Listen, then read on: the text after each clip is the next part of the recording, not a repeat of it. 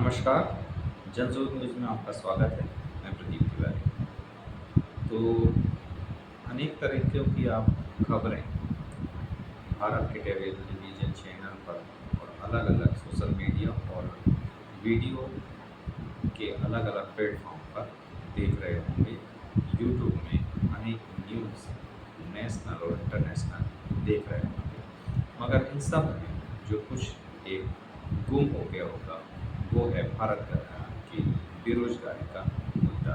शायद ही किसी चैनल या शायद ही किसी यूट्यूब के चैनल या किसी मीडिया हाउस ने या किसी प्रिंट मीडिया ने इस मुद्दे को अभी उठाया होगा।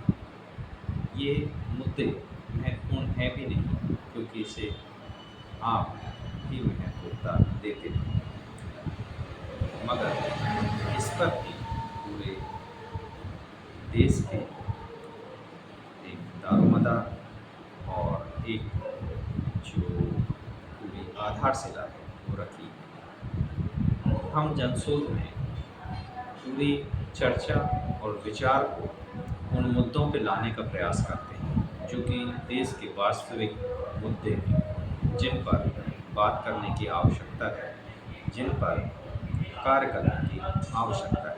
उसमें एक बड़ा मुद्दा है बेरोज़गारी का, जो जुलाई 2025 में देश में कुल बेरोज़गारी दर 5.2% थी, पूरे भारत की बात कर रहा हूँ, जबकि ग्रामीण क्षेत्र में यह दर 4.4% थी। इस अवधि के लिए पीएलएस, पीएलएफएस तथा सरकारी डेटा में कुल श्रम बल का स्पष्ट आंकड़ा तो उपलब्ध नहीं है। इतनी बड़ी त्रासदी होने के बाद भी, इतनी बड़ी यह भयावह समस्या होने के बाद भी सरकार के पास में इसका कोई स्पष्ट डाटा अलग-अलग और पुख्ता नहीं है। इसलिए बेरोजगारों की सटीक संख्या हम सीधे तौर पर आपको नहीं बता सकते, क्योंकि हम अपने चैनल पर हवा-हवा ये बातें नहीं करते हैं, केवल डेटा के आधार पर ही बात करते हैं। हालांकि बिजनेस स्टैंडर्ड की एक रिपोर्ट जो हम खंगाल रहे हैं, उसके अनुसार अनुमानित तौर पर जुलाई 2025 में कुल बेरोजगारों की संख्या 35.4 मिलियन थी।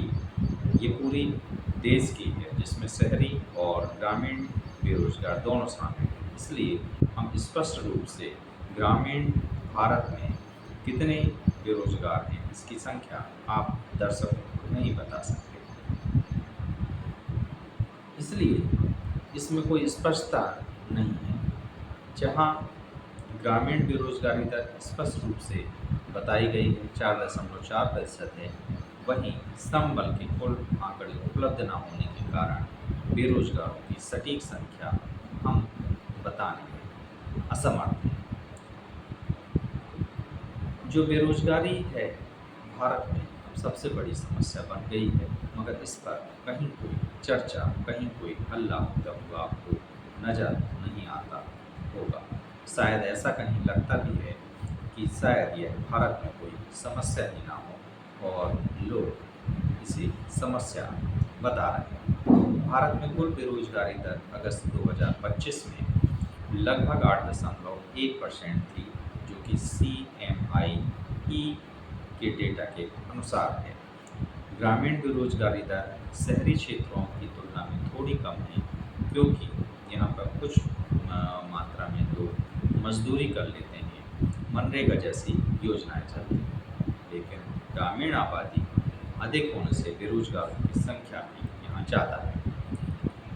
ग्रामीण भारत में करीब 40 से 50% लोग सीधे तौर पर खेती पर निर्भर हैं, जबकि खेती से होने वाली आय लगातार घट रही है। गैर कृषि रोजगार में भारत में अभी भी अधिक रोजगार देने की क्षमता नहीं आई।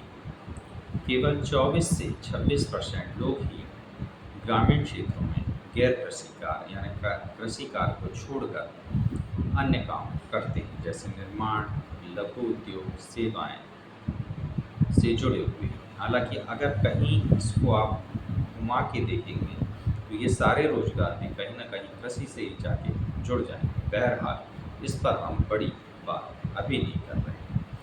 खेती पर निर्भरता की बात करें तो खेतों में अब मशीनों का और तकनीकी का इस्तेमाल होने लगा है, जिससे जो मज़दूरों की संख्या है और ग्रामीण युवाओं को अब रोज़गार की उतनी संभावना नहीं रह गई। उद्योग और कारखाने वैसे भी ग्रामीण क्षेत्र में पहले भी कम थे, अभी भी वही स्थिति है। सरकार लाख दावे करे मगर गांव और भारत के ग्रामीण भारत की स्थिति अभी भी जस की तस है। जो सरकारी योजनाएं हैं जिस तरीके से चलाई जा रही हैं उसमें हवाई बातें अधिक हैं, जमीन में उनका असर कम है। इसका सबसे बड़ा कारण कहीं न कहीं शिक्षा और कौशल की कमी भी है। हालांकि इसके अनेक और भी कारण हैं जिस पर हम एक अलग से वीडियो फिर कभी बनाएंगे। एक कारण ये भी है कि जो युवा हैं गांव के, उनमें तकनीकी शिक्षा और स्किल की कमी है, जिससे उन्हें पर्याप्त रोजगार नहीं मिल पाता है। हालांकि जो तकनीकी शिक्षा के संस्थान चल रहे हैं ग्रामीण क्षेत्रों में, वे इतने सक्षम नहीं हैं कि उन्हें उतने कौशल में दक्ष कर सकें। इसके अलावा जैसे तैसे वे दक्ष हो भी गए तो मार्केट में आज उतने जॉब उपलब्ध नहीं है। इस सब की वजह से माइग्रेशन बढ़ रहा है। गाँव में लोग घरों को छोड़कर शहरों में जा रहे हैं और शहर में इनके लिए कोई बहुत अच्छी व्यवस्था रहने की है नहीं। नरकी जीवन में अपना जीवन व्यतीत कर रहे हैं। सरकार लाख अपनी योजनाओं की खुद ही वाहवाही लूटती रहे या खुद ही अपनी उसकी बड़ाई करते रहे, मगर ज़मीनी हकीकत ये है कि मनरेगा जैसी योजनाएं भी ज़मीन पर जाकर फैल हो चुकी हैं।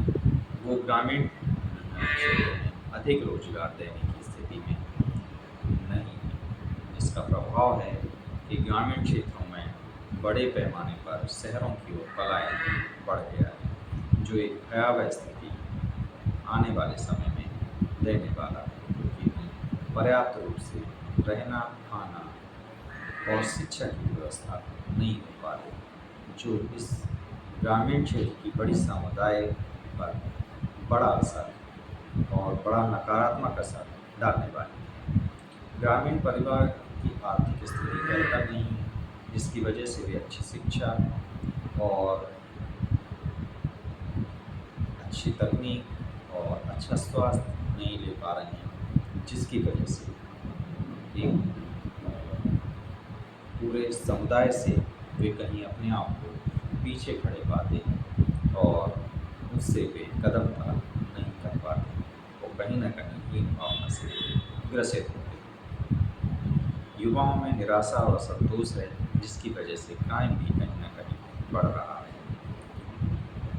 अनेकों मत और इस तरीके की और भी नशीली चीज़ों पर युवा बढ़ रहे हैं, जिसमें आने वाले समय में अपराधों की अधिक बढ़ने से इनकार नहीं किया जा सकता। सरकार मनरेगा, प्रधानमंत्री कौशल विकास, कृषि आधारित उद्योग, स्टार्टअप्स और स्वरोजगार के माध्यम से काम कर रही है। सरकार इसमें अपनी गारंटी देने की भी बात करती है, मगर बैंकों में ये योजनाएं दम तोड़ रही हैं। बैंकों में किसी व्यक्ति को सरकार की गारंटी पर राशि मिलना लगभग असंभव जैसा है, जिसकी वजह से ये सारी सरकारी योजनाएं धरी की धरी रह जाती हैं।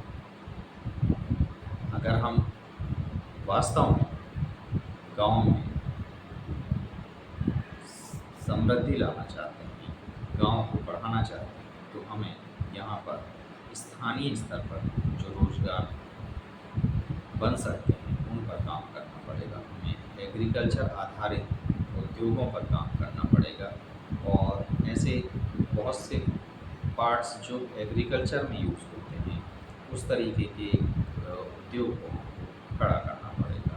प्रोसेसिंग यूनिट को हम बहुत तरीके से क्लासिफाइड करके खड़े कर सकते हैं। इसके अलावा वनोपज आधारित ऐसे बहुत से उद्योग ग्रामीण क्षेत्रों में खड़े किए जा सकते हैं। हालांकि इसका एसएचजी मॉडल बहुत अच्छा सक्सेस नहीं हुआ है। इस पर सरकार को फिर से सोचने की आवश्यकता है और कैसे इस पर बेहतर तरीके से काम किया जा सकता है। इन सब मुद्दों पर काम करना होगा।